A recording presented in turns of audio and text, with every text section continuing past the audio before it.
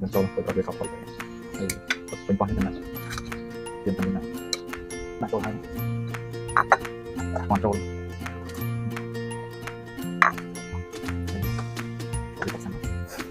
សួស្តីអ្នកនរគ្នាថ្ងៃនេះយើង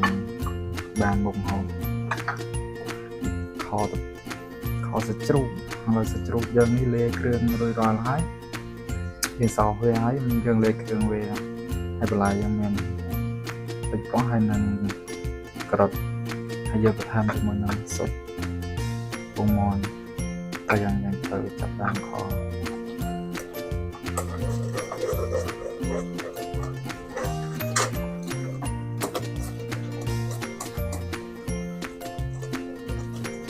នេះយើងចូលនៅក្នុងខ្លាញ់មករេសឡោ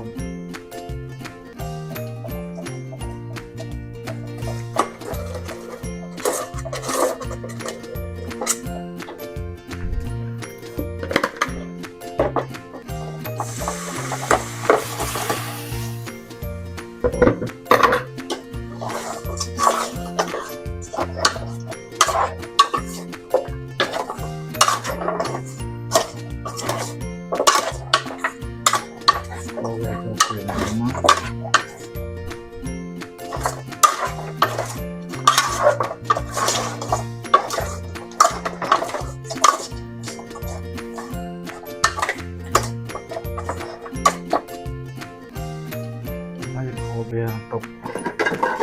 នេះសន្ទុះ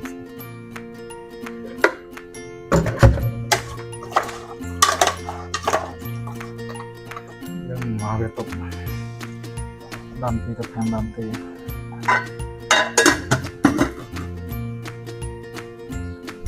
ឡូវនេះឡងយើងចាំបានពុះហើយយើងបងជាមួយនឹងក្រូចយើងចូលទៅក្រូចវាខោផុយហើយពេញប៉ោះហ្នឹងចាំណាទៀមតាមយ៉ាងណា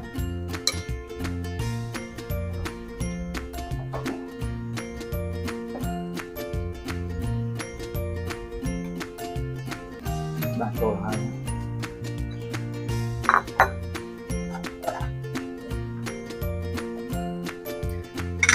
នេះដល់ពេលយើងដាក់ពងមាន់ចូល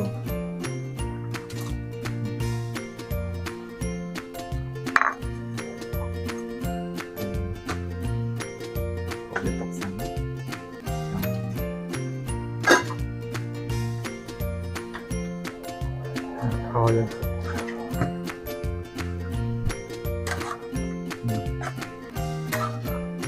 cho nên thôi là dùng một cái trong phần tiết tiếp bây giờ phải lại ra việc thôi rồi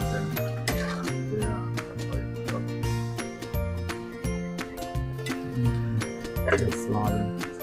lần này chắc mình sẽ mai cái nào vào đâu